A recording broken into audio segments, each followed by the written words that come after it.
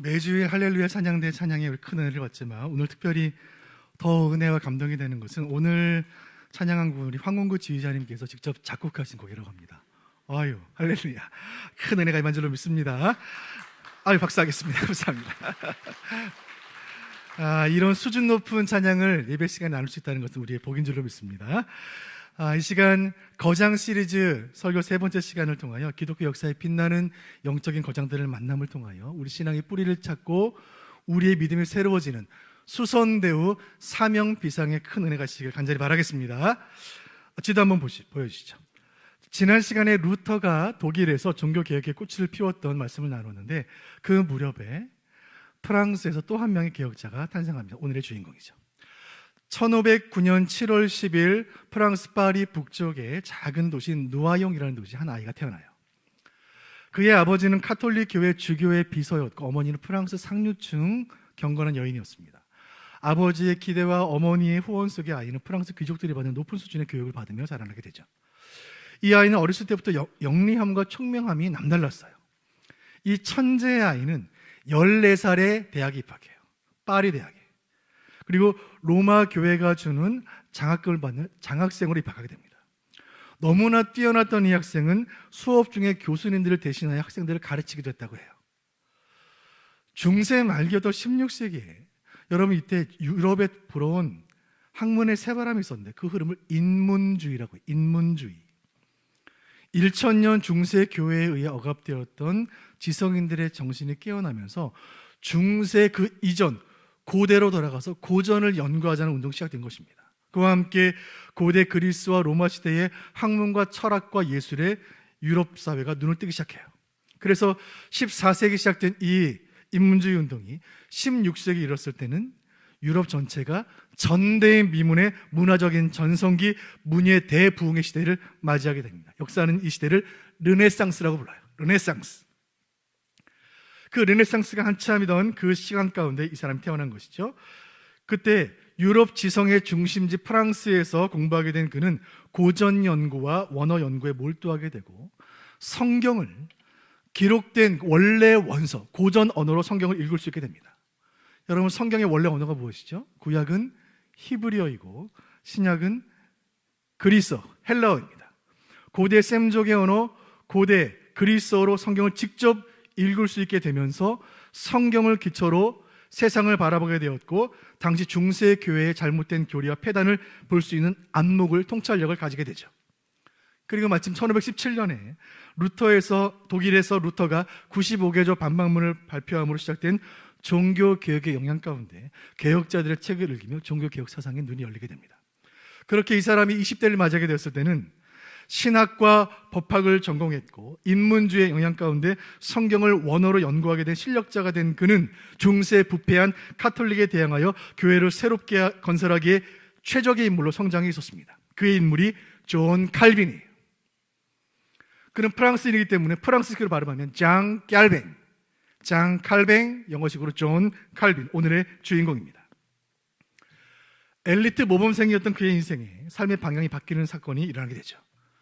그는 많은 책을 썼는데 성경 전체를 주석했는데 시편 주석 서문에 그는 이렇게 자기 삶에 대해 이렇게 고백하고 있습니다. 제가 읽어드리겠습니다.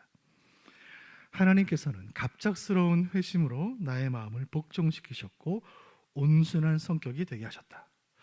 그 사건이 구체적으로 어떤 일인지 언제 일어났는지 밝히지 않고 있지만 그의 인생 20대 중반에 갑작스럽게 찾아온 회심을 통해 그의 인생이 변화돼요. 그 순간부터 카톨릭 교회가 주는 장학금을 거부했고 성경 연구에 몰두하게 됐고 종교개혁 사상을 스폰지처럼 빨아들이게 됩니다. 그 이후에 그의 인생은 타락한 중세 카톨릭 교회를 새롭게 하고 진리를 쏘아낼 가운데 불꽃같이 쓰임받는 인생을 살게 되는 것이죠. 그러던 중에 1531년 11월 1일이었습니다.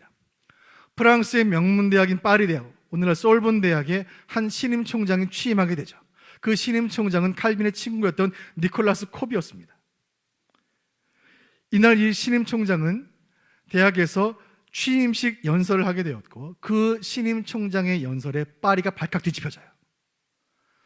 당시 중세 카톨릭은 유럽 전체를 지배하는 거대한 사상이었습니다. 때문에 유럽의 모든 대학은 카톨릭의 영향력 아래에 있었고 카톨릭의 교리와 사상을 연구하는 것이 유럽 대학 학문의 기본이었어요. 그런데 이날 파리 대학 신임 총장이 연설한 이 내용은 로마 교회를 칭송하는 내용이 아니라 타락한 중세 교회에 대한 비판과 개혁의 필요성에 대한 내용이었고, 그것은 종교개혁자 마르틴 루터가 주장한 종교개혁 사상을 그대로 말한 것이었습니다. 이 연설문의 파장은 엄청났어요. 그 연설을 현장에서 들었던 카톨릭 사제들은 분노해서 프랑스 왕실로 달려가 국왕을 만났고, 프랑스 왕에게 저 불순한 사상을 가진 파리 대학 총장을 처벌해달라고 요구합니다. 당시 카톨릭 신자였던 프랑스 국왕 프랑스와 1세는 이 소식을 듣고 저주받은 루터 이단이 신성한 학교에 침투했노라 분노했고, 종교개혁에 가담한 수백 명을 체포하고 화형시킬 것을 명령해요. 이런 험악한 분위기 속에 사람들의 관심은 저 총장의 연설문 원고를 누가 썼을까 하는 것입니다. 여러분, 그 원고를 누가 썼을까요? 원고를 쓴 사람은 아마도 종교개혁 사상에 해박한 지식을 가진 인물이었을 것이며 새 총장 니콜라스 콥과 가까운 인물이 아니겠습니까? 사람들은 칼빈이 그 원고를 썼을 것이라 추측합니다. 그리고 종교개혁에 반대했던 세력들은 니콜라스 콥 총장과 칼빈을 죽이기 위해 계략을 꾸며요. 생명의 위협을 느낀 칼빈은 학생들이 침대볼을 엮어서 만들어준 밧줄을 타고 가까스로 창문으로 탈출했고, 농부 차림으로 위장하고 호미를 들고 도망치게 돼요. 그렇게 칼빈은 조국 프랑스와 또 파리를 떠나게 되고, 그것으로 로마 카톨릭 교회가 결별하게 됩니다. 그렇게 유럽을 순회하며 신앙의 방랑길을 떠난 칼빈은 1537년 스위스 제네바라는 도시에 도착하게 되죠. 자, 프랑스와 스위스는 국경을 마주하게 있고, 제네바는 프랑스 국경을 넘으면 바로 도착할 수 있는 도시입니다. 여러분, 스위스 제네바를 아십니까? 제네바 혹시 가보신 분들 계신가요? 저는 가보셨습니까? 여러분, 제네바는 아주 유명한 도시인데 스위스 취리히 다음으로 유명한 스위스 제2의 도시입니다. 제네바는 세계 평화의 상징인 국제연합 UN 본부가 있는 도시이고, 세계 최고의 명품 시계를 만드는 시계 박물관이 있는 도시로 유명하죠. 그리고 우리 신앙인들에게 제네바는 칼빈의 도시예요. 종교개혁의 도시. 원래 칼빈은 그 제네바에 하룻밤만 머물고 떠나려고 했는데, 제네바에서 이미 종교개혁을 열심히 하고 있던 윌리엄 파렐이라는 사람이 간청하는 바람에 나와 함께 종교개혁 함께 이루어갑시다, 간청하는 바람에 제네바에 정착하게 되었고, 그 이후로 생을 마감할 때까지 제네바에 살게 되었고, 제네바는 칼빈의 제2의 고향이 되었고, 오늘날도 칼빈은 제네바의 지도자로 불립니다. 제네바에서의 종교개혁자로서의 삶은 평탄하지 않았어요. 루터가 시작한 종교개혁의 사상이 유럽으로 확산되고 있었지만 여전히 유럽은 로마 카톨릭의 지배 아래 있었습니다. 제네바가 종교개혁으로 변화되는 것을 반대했던 카톨릭 세력들의 반대에 부딪혀 칼빈은 제네바에서 추방당해요. 하지만 동역자들의 요청과 하나님의 소명에 순종하여 다시 제네바로 돌아오게 되죠. 다시 제네바로 돌아올 때 칼빈의 마음은 복잡했습니다.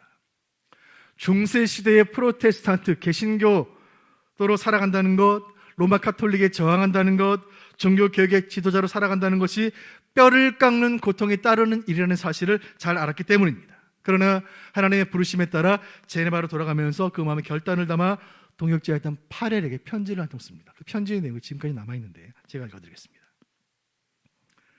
내 인생은 내 자신에게 속한 것이 아닙니다. 나는 희생 제물을 제단에 바치듯 내 심장을 하나님께 바칩니다. 즉시 그리고 신실하게. 보시는 그림에 손이 있고 여기 하트가 그려져 있네요. 하트는 칼빈의 심장을 의미해요. 내 심장을 꺼내 주님께 드립니다. 생명을 바칩니다. 즉시 그리고 신실하게. 칼빈은 이 고백을 인생의 모토로 삼았고, 그가 입는 옷에 소매 코트에 심장을 들인 그림을 새기고 평생을 살았습니다. 오늘도 칼빈의 신학을 따르는 많은 신학교들이 이 문양을 학교의 문양으로 사용하고 있습니다.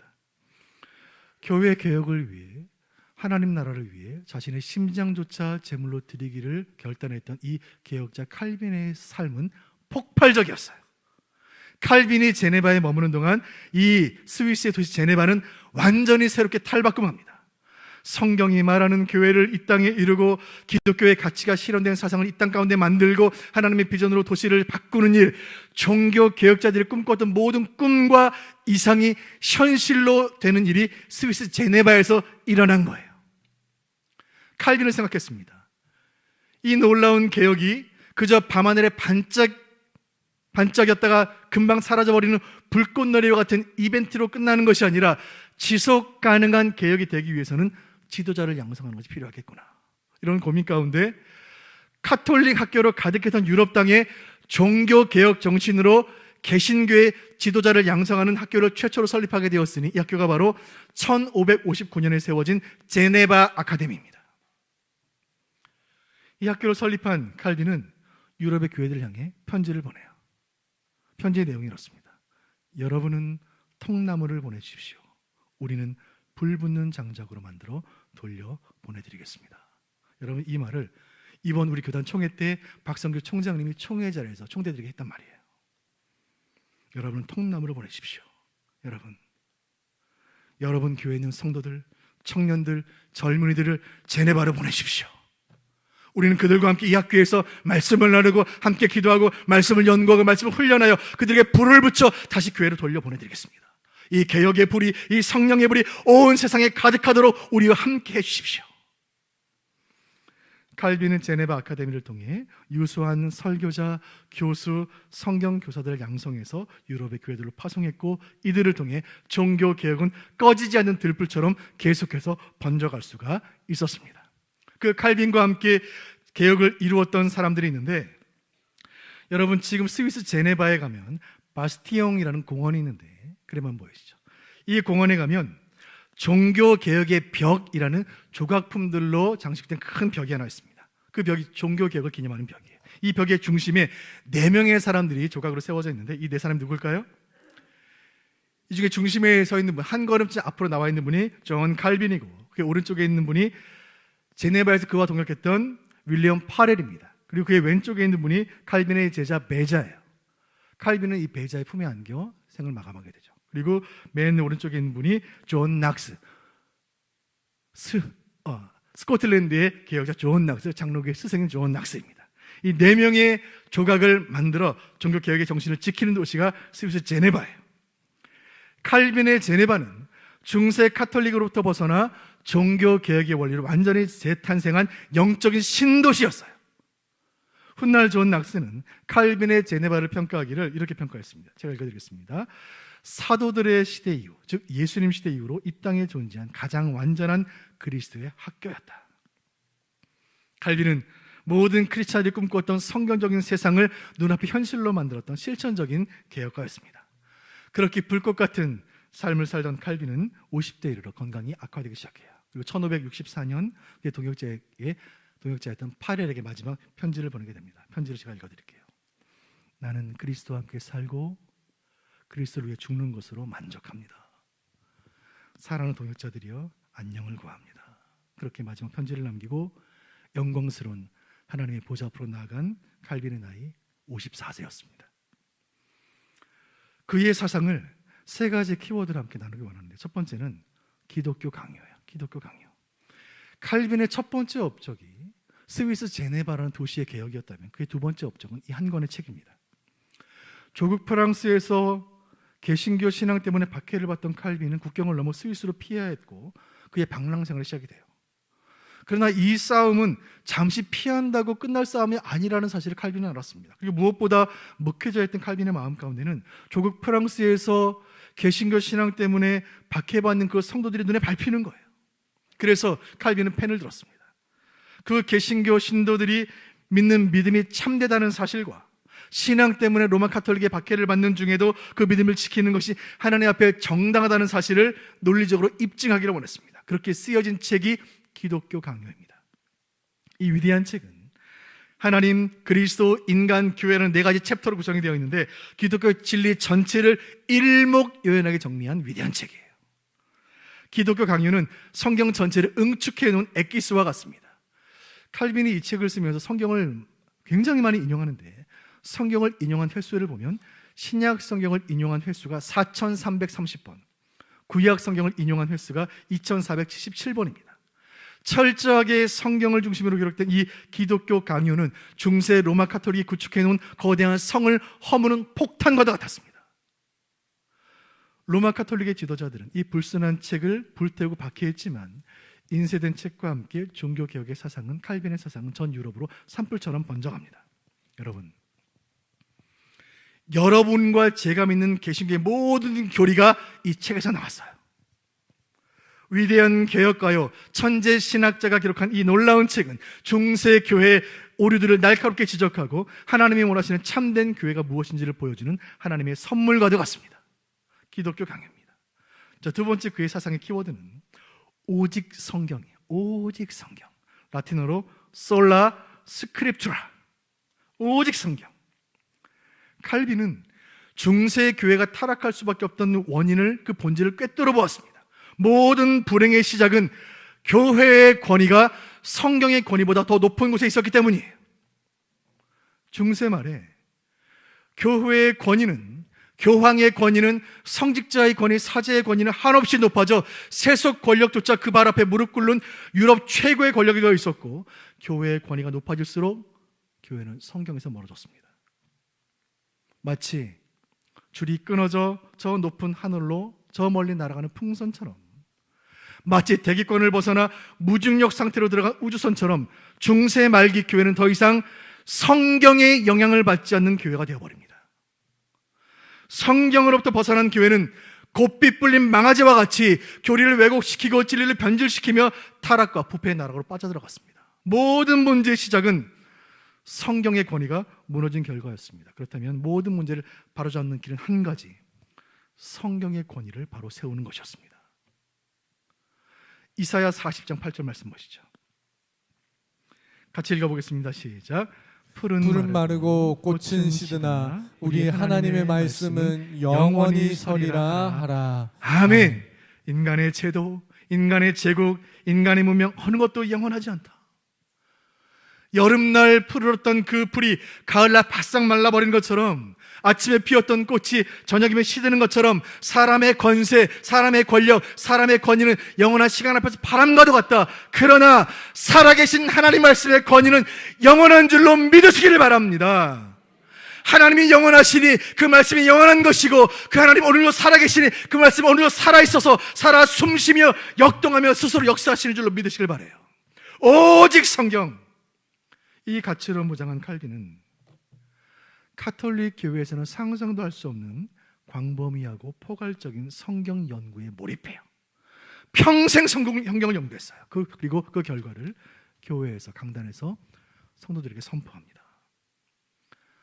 칼빈은 평생 설교했어요. 무기력했던 중세 말기 로마 교회에 젖어있던 중세인들에게 칼빈의 설교는 충격적이었어요. 여러분, 그림 한번 보여주시죠. 성 피에르 교회 보여주시죠. 스위스 제네바에 가면 지금도 생 피에르 교회가 남아있는데 칼빈이 목회했던 교회입니다. 다음 그림 보여주세요.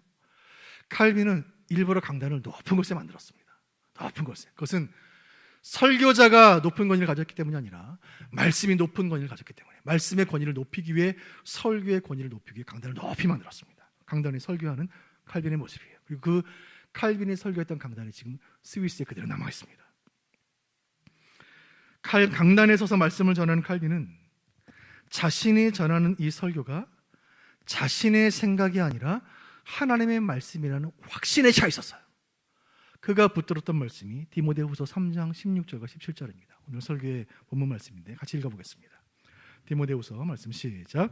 모든 성경은 하나님의 감동으로 된 것으로 교훈과 책망과 바르게 함과 의로 교육하기에 유익하니 이는 하나님의 사람으로 온전하게 하며 모든 선한 일을 행할 능력을 갖추게 하려 함이라. 아멘. 16절 다시 보여주세요. 모든 성경은 하나님의 감동으로 된 것으로. 모든 성경, 신구약의 모든 말씀, 66권의 모든 말씀, 성경 전체 1189장의 모든 말씀을 다 하나님의 말씀이구나. 아, 그렇구나. 모든 말씀이 성령의 감동으로 기록된 하나님의 말씀이구나. 성경에 기록된 모든 말씀이 1.1획도 땅에 떨어지지 않고 다 이루어지겠구나. 내가 이 말씀을 증거하면 성도들은 살 것이요, 내가 이 말씀을 전하지 않으면 성도들은 죽겠구나. 제네바 생 피에르 교회에서 칼빈을 목회하는 동안 칼빈은 어느 기간 동안 신명기 한 권을 본문으로 200번을 설교해요. 신명기 시리즈 200번. 시리즈 설교, 연속 설교, 강해 설교라는 개념을 처음으로 만드는 인물이 칼빈이에요. 칼빈은 시대를 바꾸려 했던 혁명가가 아니에요. 칼빈은 세상에 없던 새로운 사상을 전파하는 이론가가 아니에요. 칼빈이 한 일은 죽는 날까지 책상에 앉아 성경을 연구하고 강단에 서서 그것을 설교했던 거예요. 우리는 2023 새 생명 축제를 준비하고 있습니다. 부활절에 품은 생명, 감사절에 추수하자. 이제 우리가 모바일 초청장을 보내고 선물을 보내며 태신자들 만나고 있습니다. 여러분, 믿지 않는 사람들을 만나서 또 태신자들을 만나서 우리 교회를 소개할 때 무엇이라 소개하세요? 북부교회 담임 목사 대단할 거 아무것도 없습니다. 북부교회 주차장 주차하기 좀 복잡할 수도 있습니다. 그러나 수원 북부교회는 성경을 성경대로 설교하는 교회, 성경을 성경대로 믿는 교회로 소문나기를 간절히 소원합니다. 저는 새벽마다 새벽매일 인도하고 강단에서 기도할 때 저는 날마다 기도합니다. 주님, 우리 교회 모든 목자들 52명의 목자들은 성경에 정통한 목자들 되게 하여 주옵소서. 우리 모든 중직자들은 걸어다니는 성경이 되게 하여 주옵소서. 워킹 바이블이 되게 하여 주옵소서. 우리 수원 북부교회는 예수님 다시 오시는 그날까지 오직 성경의 신앙으로 무장하여 성경을 성경 그대로 믿고 그대로 전하는 교회로 쓰임받기를 간절히 소원합니다. 오직 성경입니다. 세 번째 그의 사상은 칼빈주의라고 불러요. 칼빈니즘. 칼빈의 위대함은 그의 사상이 교회 안에만 머물러 있지 않았다는 데 있습니다. 칼빈은 스위스 제네바에서 계획을 이끌면서 사회 변혁을 일으키면서 정치적으로 민주주의를 도입했고 민주주의를 교회 안에서 도입합니다. 성도들의 대표를 선출해서 대의 기관을 만들어 교회를 운영하는 방식, 대의 정치, 장로 정치를 시작해요. 당시 중세의 세계관으로서는 상상도 못할 일입니다. 평신도들의 대표가 교회 운영에 참여한다. 혁명적인 생각이었습니다. 그리고 경제적으로 막스 베버의 프로테스탄트 윤리와 자본주의 정신의 이론적인 근거가 칼빈주의예요. 칼빈의 사상은 근대 시장경제, 자본주의 발흥에 영향을 미쳐요. 민주주의와 시장경제에 영향을 미친 것이 칼빈이즘이에요. 칼빈의 영향력은 교회를 넘어 종교를 넘어 서구 세계 전체와 근대 사회 형성에 큰 기여를 합니다. 16세기에 시작된 칼빈의 종교개혁은 그 이후로 칼빈주의, 칼빈니즘이라는 이름으로 역사를 바꾸고 시대를 바꾸는 시대 정신이 되었습니다. 그렇게 칼빈과 함께 중세는 끝나고 유럽 사회는 근대 시민사회로 접어들게 됩니다. 칼빈의 생애는 성도인 우리에게 묵직한 도전을 줍니다. 교회가 타락하면 세상이 타락하고 교회가 변화되면 세상은 변화됩니다.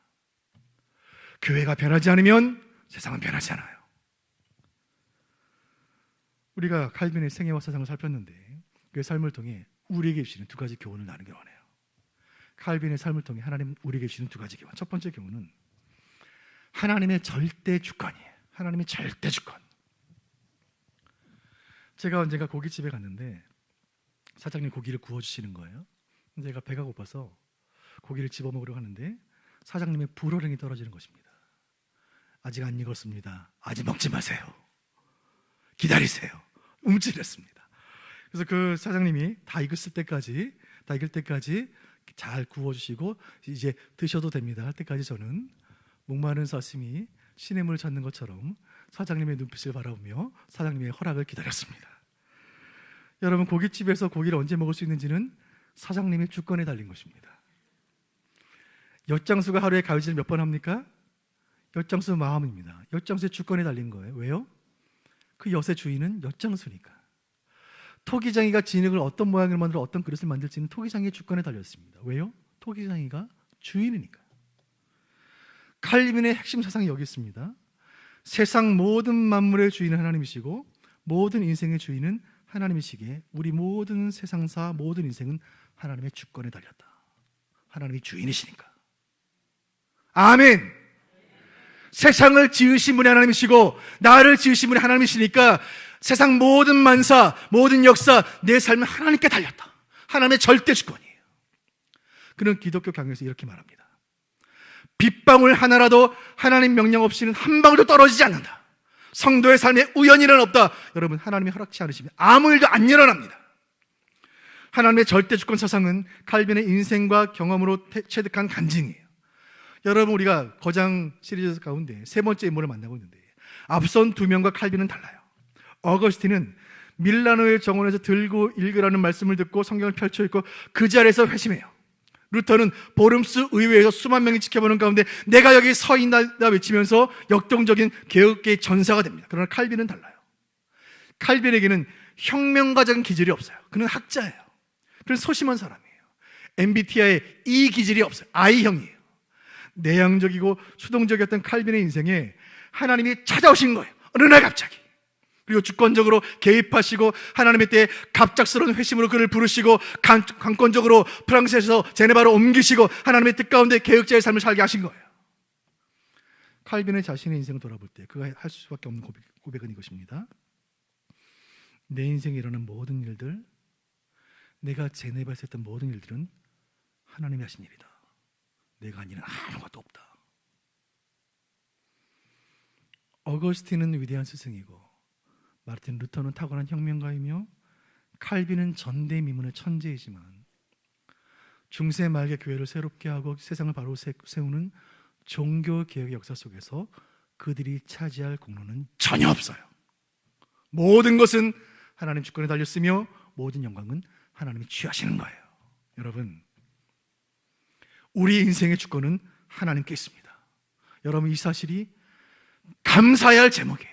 내 인생이 그저 우연과 우연히 만나 조합으로 이루어지는 것이 아니라 우리 인류의 역사가 인간의 모략과 욕망의 열매로 채워져 가는 것이 아니라 창조주 하나님의 계획과 주권적인 통치와 다스림 가운데 이루어져 간다는 사실이 기뻐해야 할 일이 아니겠습니까? 우리가 하나님의 절대 주권을 인정한다면 우리는 무엇을 해야 합니까? 하나님의 절대 주권을 믿는 자, 하나님의 말씀 앞에 무릎 꿇어야 하는 줄로 믿으시길 바라요. 절대 주권을 인정한다면 말씀 앞에 무릎을 꿇는 거예요. 오직 성경으로. 여러분, 이 칼빈의 가르침은 1년에 성경 일독하자, 교회 때 성경 가지고 오자, 성경 공부에 참여하자는 성경 캠페인이 아니에요. 성경에 살고 성경에 죽자는 거예요.